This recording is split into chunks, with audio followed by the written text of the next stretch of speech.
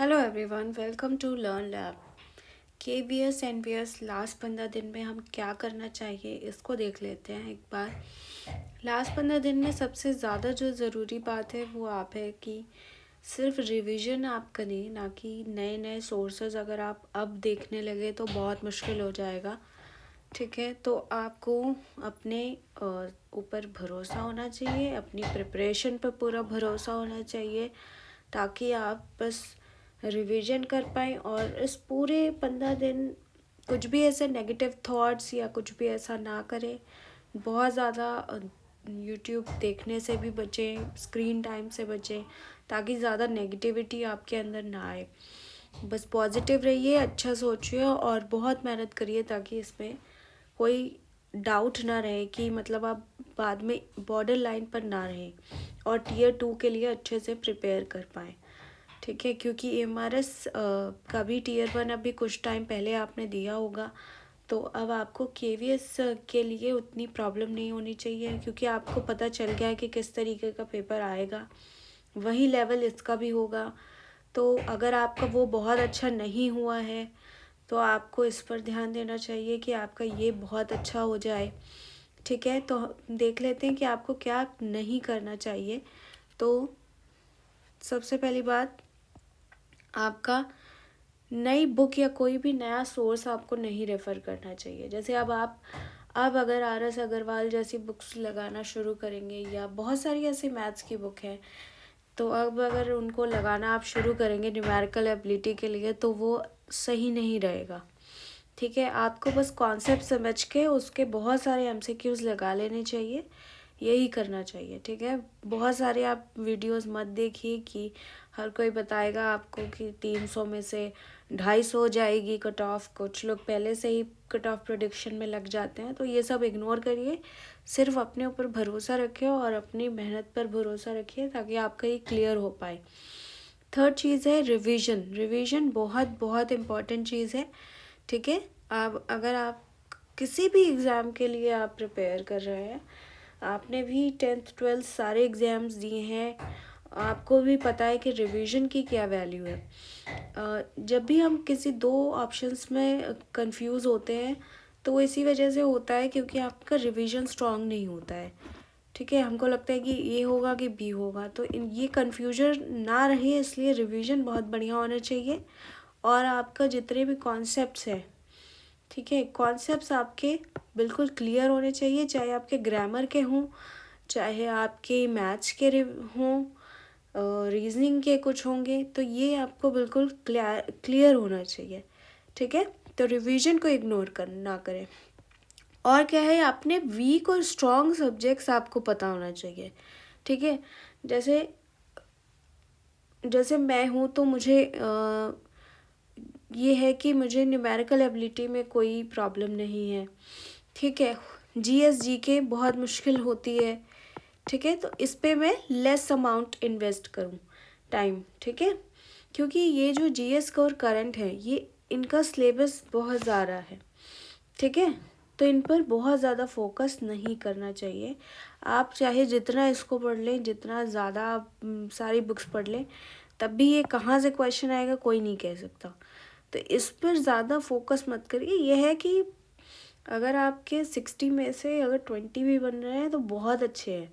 बाकी जो सब्जेक्ट्स है, जैसे रीजनिंग इजी होती है ज़्यादातर, ठीक है, तो इसकी बहुत सारी प्रैक्टिस करिए ज़्यादा से ज़्यादा ताकि रीजनिंग में पूरे आ पाएँ। पूरे पे पूरे टारगेट करिए, ये मत समझिए कि मेरे तो आएंगे नहीं, ये थॉट छोड़ दीजिए सबसे पहले। ठीक है, आप सही होगा। 60 टारगेट आपका होना चाहिए। ठीक है, रीजनिंग में। हिंदी इंग्लिश में क्या है कि आपका बाद में आप बॉर्डर लाइन पर ना रहें। ठीक है, इसलिए क्योंकि ये क्वालिफाइंग होंगे और इनको चेक किया जाएगा, उसके बाद ही बाकी चेक होंगे। तो हिंदी इंग्लिश में आपके जितनी भी बेसिक ग्रामर है वो आपको रोज़ रिवाइज करनी है ताकि आपका कोई भी ऐसा ग्रामर का कॉन्सेप्ट जो है छूटे ना। लाइक इनडायरेक्ट डायरेक्ट स्पीच हो गई, एक्टिव पैसिव हो गया, ये सारे जो टॉपिक्स हैं इनका कोर आपको पता होना चाहिए।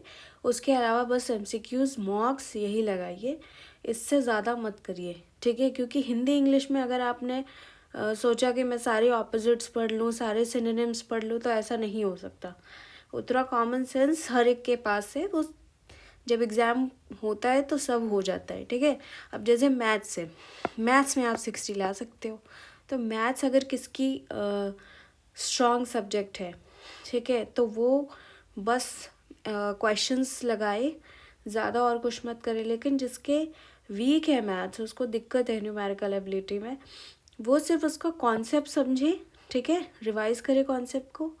जैसे टाइम एंड वर्क है, परसेंटेज है, मेन जो चैप्टर्स हैं इनको लगाए और बस उसका रिवीजन करे। रोज़ एमसीक्यूज़ लगाए 15 से 20 प्लस हर टॉपिक के लिए, इससे ज़्यादा कुछ मत करें, ठीक है। कंप्यूटर के लिए बहुत लोग परेशान हैं, हम बहुत जल्दी एक वीडियो लेकर आएंगे जिसमें पूरी कंप्यूटर आपको रिवाइज कराएंगे, तो उसके लिए ज़्यादा परेशान मत होइए। एमसीक्यूज़ बस प्रैक्टिस करते रहिए, इससे ज़्यादा मत करिए, ठीक है। मेन टारगेट आपके ये सब्जेक्ट्स होने चाहिए, जैसे रीजनिंग है, मैथ्स है, इनमें आपके पूरे में पूरे आ पाए, ठीक है।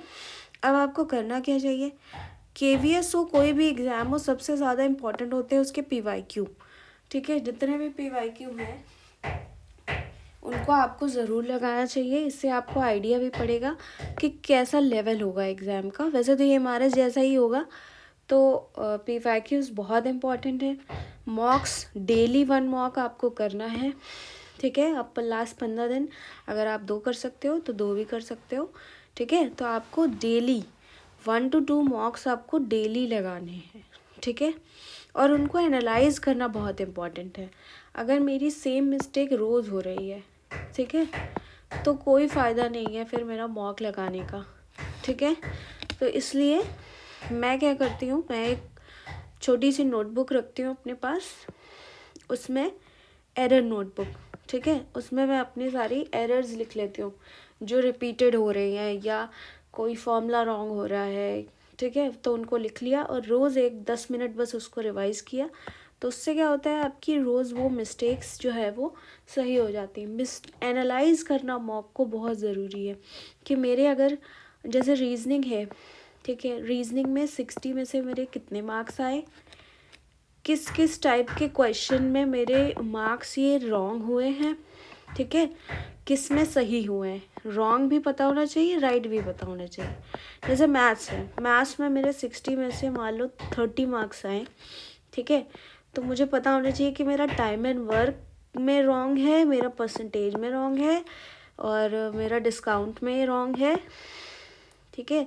मुझे ये टॉपिक का कोर पढ़ना है और उसके बाद दोबारा नेक्स्ट मॉक लगाना है, ठीक है।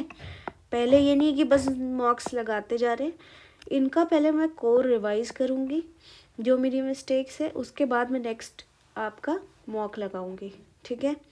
इंग्लिश हिंदी है तो उसमें क्या मिस्टेक हो रही है, नेगेटिव मार्किंग मुझे कैसे रिड्यूस करनी है, ठीक है, रिड्यूस करनी है। ये नहीं कि ओवर अटेम्प्ट करते जा रहे हैं, जीएस जीके में सब पे रैंडम गेस मार रहे हैं, तो ऐसा नहीं होता, ठीक है। जीएस जीके में जितना आता है उतने ही करो, बस focus on your strong subjects, जितने हैं उनको और स्ट्रॉन्ग बनाओ, जो वीक है उनसे मिस्टेक्स से सीखो और नेक्स्ट मॉक में उसको अप्लाई करो।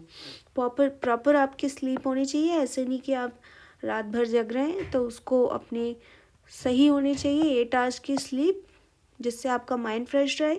लिमिट करिए अपना स्क्रीन टाइम, बहुत कम देखिए और ज़्यादा पढ़ाई करिए, कम से कम 10-12 घंटे।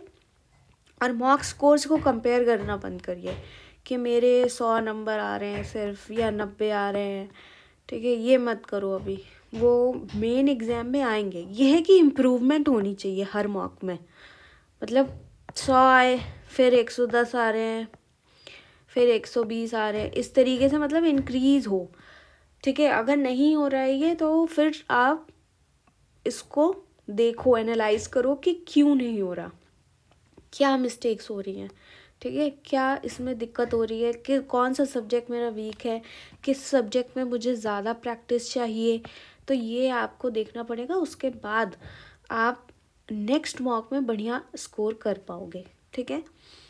डेली आपका शेड्यूल क्या होना चाहिए 15 दिन में, मॉर्निंग की अगर आपकी पढ़ाई बढ़िया हो गई 2-3 घंटे की, तो बढ़िया रहेगा। तो 3 घंटे अगर यहाँ पे आपने निकाल लिया तो आपको पूरा दिन फिर बढ़िया जाता है। मॉर्निंग अगर आपकी बढ़िया निकल जाती है तो पूरा दिन एक आपको सेटिस्फैक्शन होता है कि मैंने आज पढ़ लिया।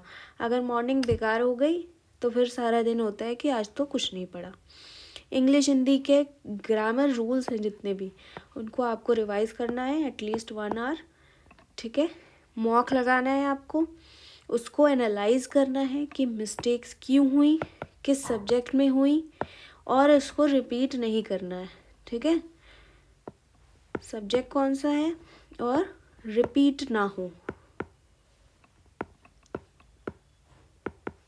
इसके अलावा मैथ आपका अगर स्ट्रांग है तब तो सिर्फ क्वेश्चन लगाओ, अगर नहीं है तो फिर 2 घंटे डेली मॉक्स मैथ्स जो है आपको लगानी ही लगानी है, ठीक है। रीजनिंग में सिर्फ प्रैक्टिस करो, जिस तरीके के क्वेश्चंस आते हैं उनको बस और ज़्यादा, क्योंकि रीजनिंग में क्या होता है कि उस टाइम में अगर क्लिक कर गया तो आंसर आ जाएगा, ठीक है। जीएस करंट और इनमें एक मैगज़ीन को रेफ़र करो जो 6 मंथ्स की आती हैं, वो कोई ले लो और बस उससे पढ़ लो। वैसे तो हम एक वीडियो आपके हेल्प के लिए लाएंगे जीएस करंट का भी, पर अगर आप चाहते हो खुद से करना तो बस एक 6 मंथली जो मैगज़ीन आती है, बस एक बार उस 2-3 बार उसको रीड कर लो, उससे ज़्यादा कुछ मत करना इसमें, नहीं तो आप फंस जाओगे, क्योंकि ये बहुत बड़ा सागर है जिसमें जितना पढ़ लो उतना कम है। जितना आपने पढ़ लिया है उसको रात में एक बार, इवनिंग में जब आपको टाइम मिले एक बार रिवाइज़ करो बैठ के, ठीक है। जितना दिन भर में पढ़ा है उसको एक बार रिवाइज़ करो तो उससे वो पक्का हो जाएगा, ठीक है। कंप्यूटर बेसिक्स की एक क्लास हम लेकर आएंगे जिसमें सारे आपके जो भी शॉर्टकट्स होते हैं, बाकी चीज़ें होती हैं, वो भी इंक्लूडेड होंगी, तो आपको इस चैनल पे मिल जाएंगी, ठीक है। तो मेरी तरफ से ये था। आपका कौन सा सब्जेक्ट है, डोमेन, वो भी कमेंट करिएगा, और आपको कोई डाउट हो तो वो भी कमेंट करिएगा। All the best and like subscribe अगर आपको अच्छा लगा ये वीडियो। Thanks for watching.